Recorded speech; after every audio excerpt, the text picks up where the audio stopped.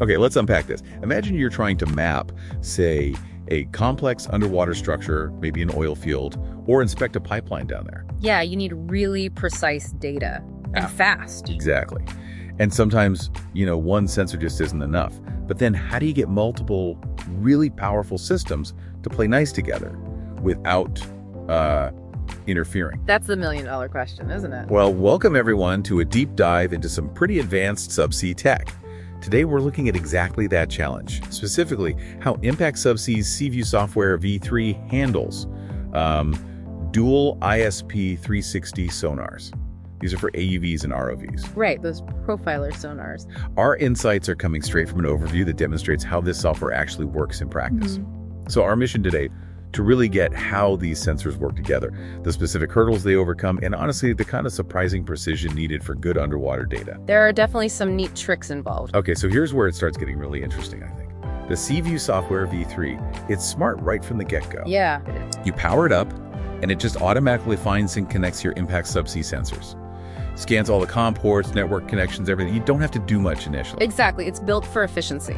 Starting a single ISP360 profiler, just a double click. And that's the sensor that maps the seafloor using sound pulses, right, on the ROV. Precisely. The ISP360, it creates these detailed 3D pictures underwater, and by default, it kicks off with a 90-degree scanning window. 90 degrees. Okay. Yeah, like a quarter circle ahead. And the range is set usually about 10 meters out, but with a minimum range of just under half a meter. Perfect for getting up close. Definitely good for close-up inspection work. So, okay, first sensor's running. Easy enough. Now, what about adding that second profiler? Is it just another double click, or is there more to it? Well, it's not quite plug and play at that point. Connecting it is easy, yes, but the crucial part is calibration, getting them to work together. Calibration. Think of it like getting both your eyes to focus on the same spot. You need to tell the software how they're positioned relative to each other. Makes sense. First, there's the physical offset. The example we looked at mentioned 1.46 meters.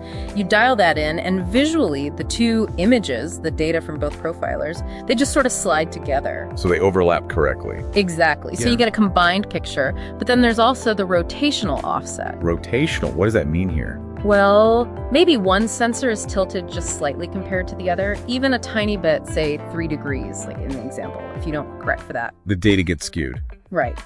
Your nice flat seabed might look, well, warped.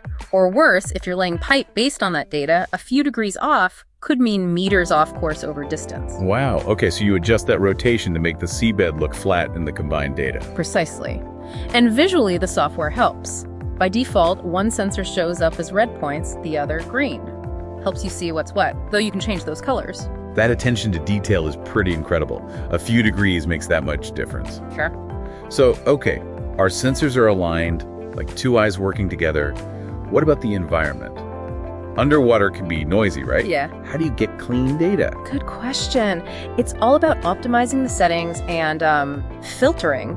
You can tweak both profilers together using an all setting or adjust them one by one. Okay. So the source material showed this test tank setup, a rectangular tank, and they had a plastic pipe in there, maybe 2 meters away, to simulate a pipeline. Right. To focus just on that pipe, you'd adjust the ranges. Maybe set the minimum range to 1 meter and the maximum to, say, 2 meters. That tells the sonar, ignore stuff that's too close or too far, just show me what's in the zone. Concentrates the view. Exactly.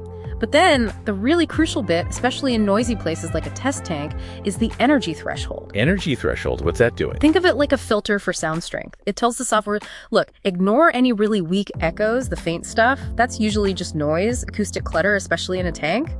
So it cuts out the static. Pretty much. It ensures you only log the strong, clear returns that are actually hitting your target, like that pipe. So the data you save for the survey is much cleaner. That makes a lot of sense. Yeah. You can also view the raw acoustic image too, right? Tweak that. Oh yeah, absolutely. You can adjust, gain, contrast, change the color palette on the raw sonar image if you need to visually pick things out differently. Okay, this leads to maybe the biggest challenge I was thinking about. You've got two powerful sonars pinging away side by side. How on earth do they not just completely mess up each other's signals? Acoustic interference seems inevitable. Right, you'd think so. But this is where something really clever comes in. It's fascinating, actually. What's the secret? The key is you set one profiler to mode A IS acoustics and the other one to mode B IS acoustics. Mode A and mode B. Yeah. Essentially, they use different signaling schemes, different ways of sending out and listening for their sound pulses. Like they're talking on different radio channel. That's a great analogy. They're in the same space, but they're not stepping on each other's transmissions because the frequencies or patterns are distinct. So no acoustic interference. So the software handles that switching, or do you have to set it manually? You select mode A for one and mode B for the other. Often, other acoustic settings can just be left on auto. The system's pretty smart.